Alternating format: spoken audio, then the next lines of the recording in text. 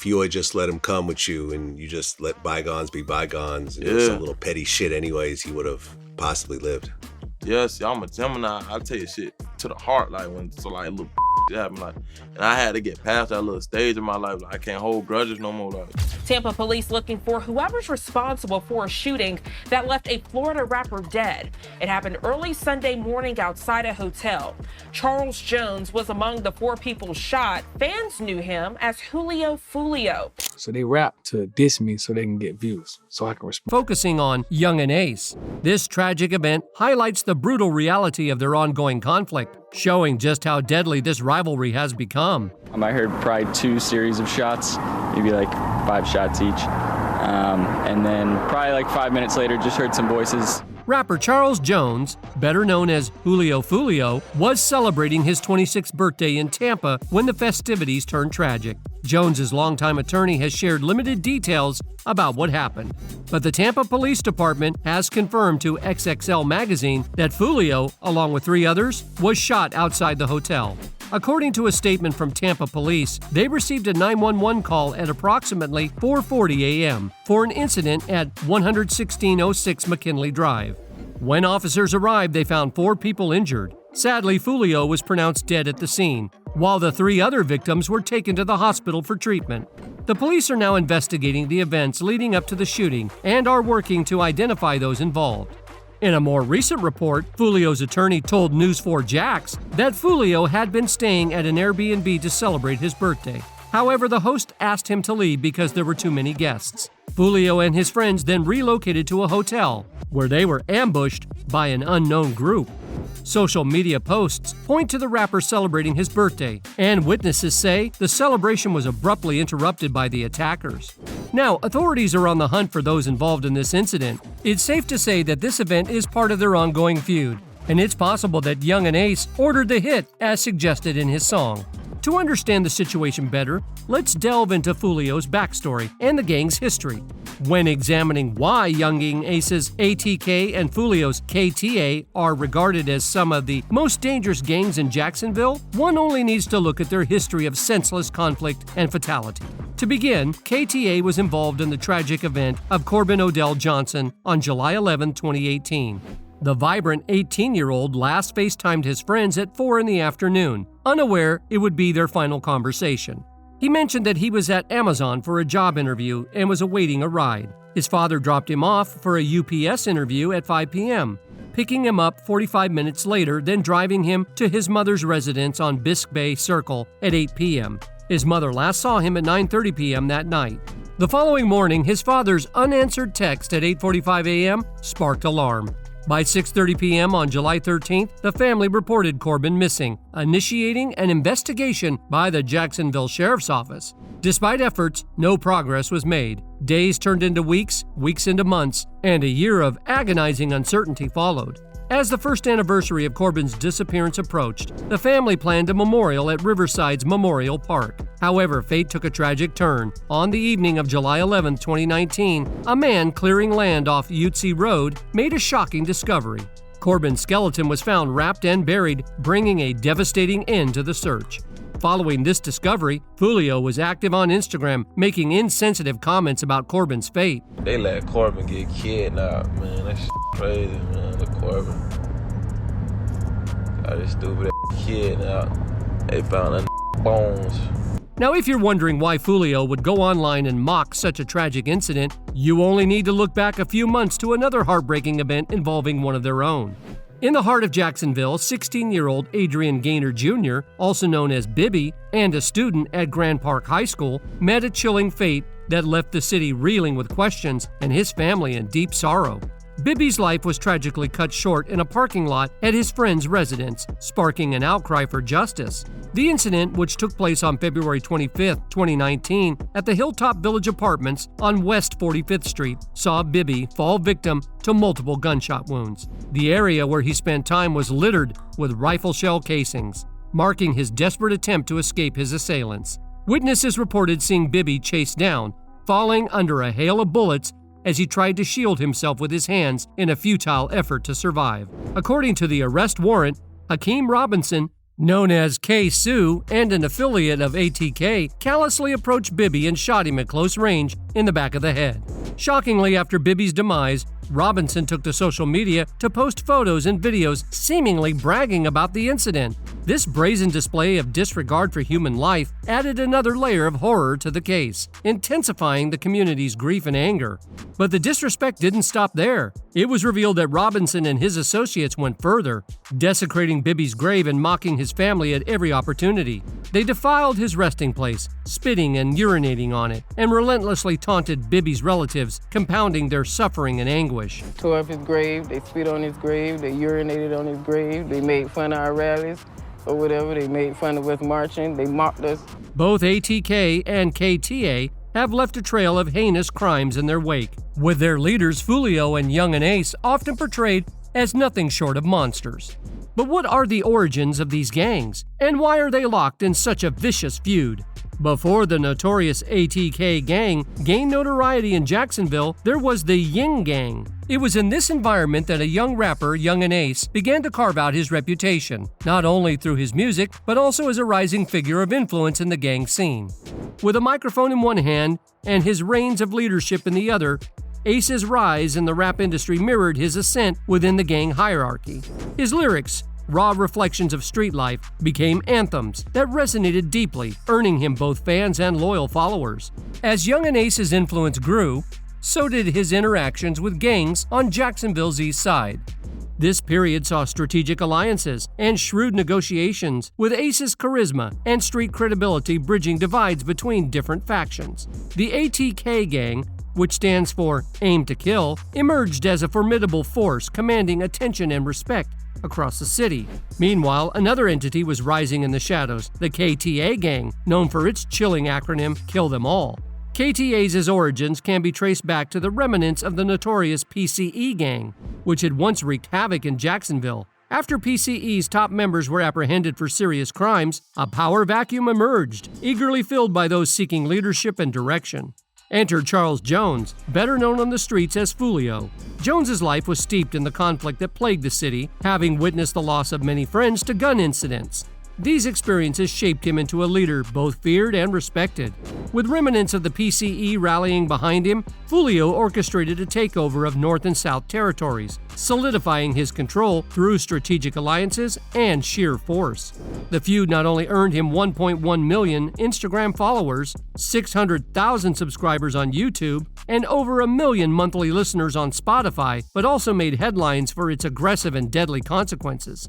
As KTA's influence grew, a new power dynamic emerged, setting the stage for an inevitable clash with ATK. The city became divided, with ATK controlling the east and west, and KTA claiming the north and south. Tensions simmered as both gangs fortified their positions, turning Jacksonville's streets into a battleground. The primary catalyst for the ATK versus KTA feud likely stemmed from a long-standing disrespect between the two gangs dating back years. The feud escalated dramatically during a rap concert in November 2015, where attempts to reconcile tensions failed, leading to a fistfight and a series of retaliatory shootings. The fatal accident of Zion Brown, Foolio's blood cousin, marked a tragic escalation in the disturbing feud between ATK and KTA in Jacksonville. Here's a recap of the events leading up to this heinous crime. Zion Brown was actively involved in street activities and was closely connected to Foolio, making him a prime target for ATK's rivals. In the early hours of the morning, armed assailants targeted Brown's home. They broke through the backsliding door, instigating chaos and terrorizing the family. Brown's 16-year-old sister, startled by the intrusion, called 911 in desperation. However, before law enforcement could arrive, the situation turned deadly. The gunman, showing no remorse, entered the home's kitchen and then the living room where Brown, his sister, and young cousin were present. In a cold and calculated act, the gunman opened fire, fatally injuring Zion Brown and severely wounding his sister and cousin. The aftermath left the community of Jacksonville's Cedar Hills estates in shock and mourning. The investigation by the Jacksonville Sheriff's Office quickly identified DeAndre Thomas as the prime suspect. Thomas, known to have close ties to Yungeen Ace, was implicated due to critical information provided by the wounded sister. This revelation linked Thomas directly to the crime scene and intensified the already heightened rivalry between Foolio's KTA and Yungeen Ace's ATK. Following Zion Brown's demise, tensions between the gangs continued to escalate. Just days before a fatal shooting involving Yungeen Ace and his associates, Foolio and his gang were silently planning their next move, aiming to target their top rival. The following June, Yungeen Ace and 3 other teens were attacked while celebrating his brother's birthday at a restaurant. Yungeen was shot 8 times, and sadly his brother, Trevon Bullard, and 2 other teens died. Foolio reacted by posting on social media, glorifying the demise and even showing off a t-shirt with a photo of one of the victims saying, "I'm getting a new t-shirt made for my show." In 2019, Willie Addison, known as Boss Goon, was tragically shot and died outside the Paradise Gentlemen's Club shortly after performing there, according to First Coast News. Several of his family members, along with family members of ATK rapper Hakeem Robinson, also known as K-Su, were injured in the incident, including his father, Abdul Robinson, who was shot in the back. This incident led K-Su into a rage, intensifying the ongoing rivalry between the 2 gangs. One of the casualties in this feud was up-and-coming rapper Rico Osama. The west side of Jacksonville became the scene of a triple shooting, claiming lives and leaving the city in mourning. The incident took place in the late afternoon along San Juan Avenue and James Road, a location known for its vibrant energy. Witnesses described the chaos as approximately 30 gunshots rang out, sending bystanders into panic. An off-duty officer in the vicinity alerted the Jacksonville Sheriff's Office, which responded with urgency.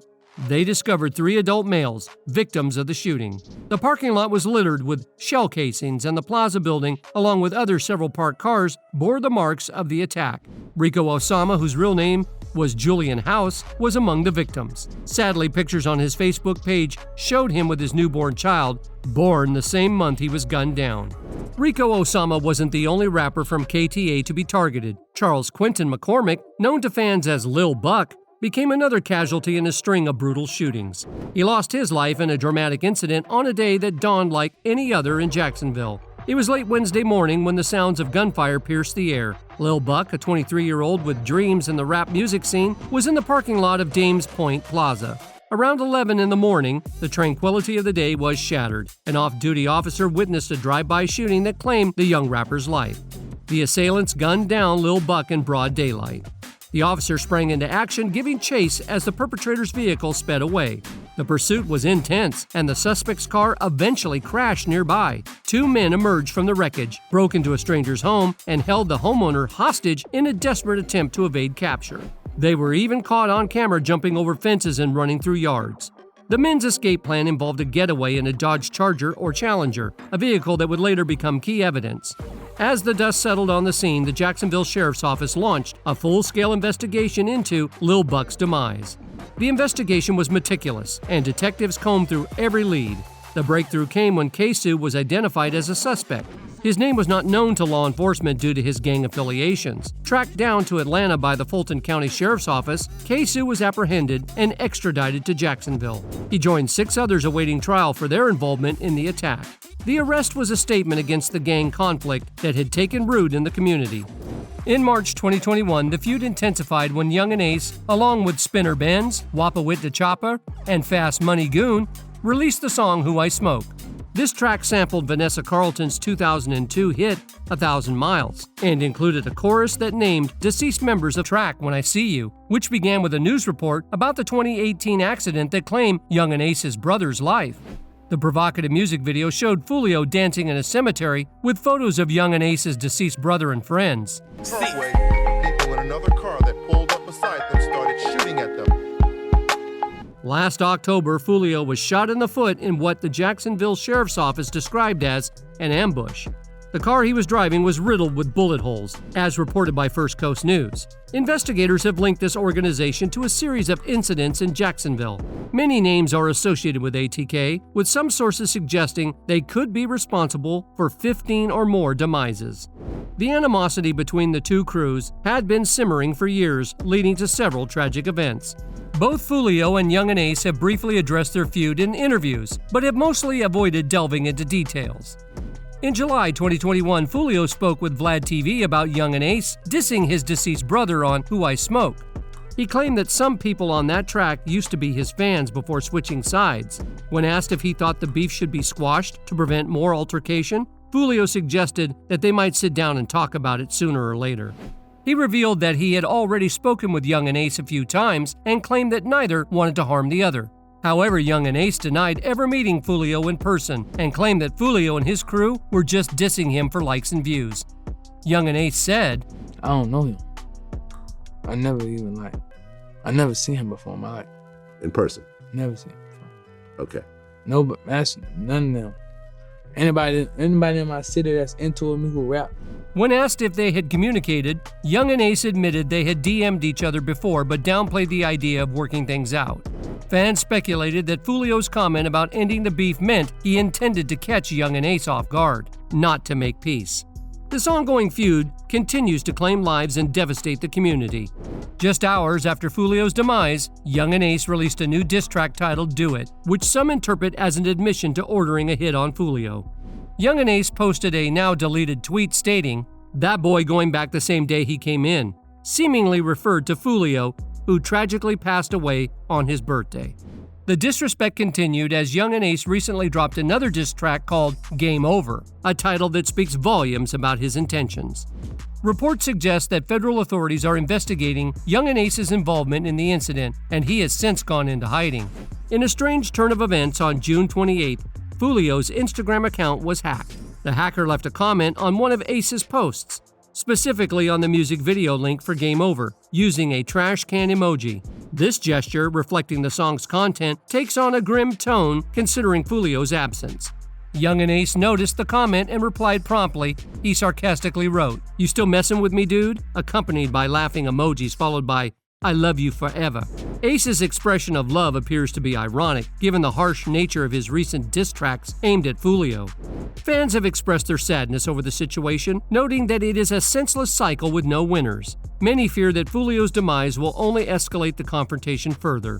One fan commented, "This wasn't a rap beef, this was a beef that cultivated into negative inspiration in the form of rap. Both of these kids were and are talented. I feel bad for all parties, all the way down to the generational curses that started the war between those inexistent separations between street and territory."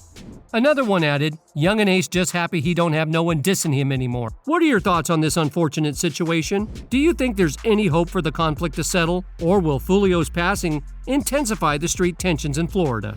Let us know in the comments below. And while we wait for further updates, don't forget to subscribe and check out our next videos or others like this one.